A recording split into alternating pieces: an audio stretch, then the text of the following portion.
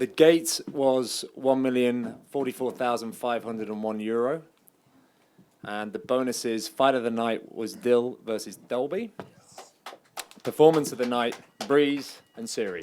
I've had to fight in hostile territory a lot. I've always had to basically fight in someone else's hometown or never my own hometown. And it was interesting. The crowd was not like nothing I've ever heard before. Like when we were facing off, it was deafening. So it was a bit of an experience, but I just tried to tell myself to let it go and just keep my head in it and not freak out. There was a lot of pressure for me personally.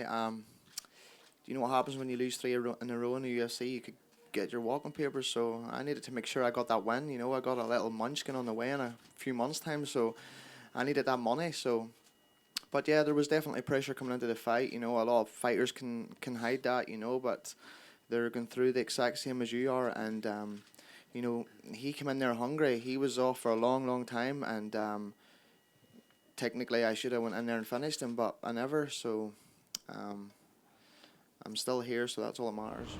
It's so seldom that it's a draw, so, you know, I kind of figured that. Well, after the fight was done, I thought draw would maybe be the best decision, but, you know, I was kind of, you know, preparing myself for a loss, but I think a draw was the right decision, you know. We both gave our hearts in the cage, and yeah. I've got to congratulate Nicholas. He's a tough fighter. We went the distance. We had a really good fight. I'm just taking experience. I'm very young in MMA. I only started in MMA 4 years ago, so you know I'm young in the game. I'm always learning. You know, I've moved myself to Brazil to continue following my dream. So I always take something from fights. I'm always learning and evolving. So you know I'm happy with tonight. You know, a few things happened, but I'm still happy.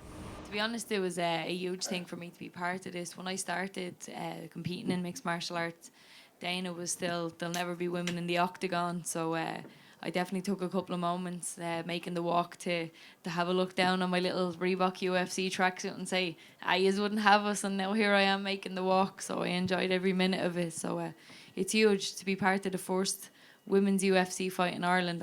That's amazing to me. I'm so proud of my achievement. You know, I've came from nowhere and I made this happen, so I'm happy.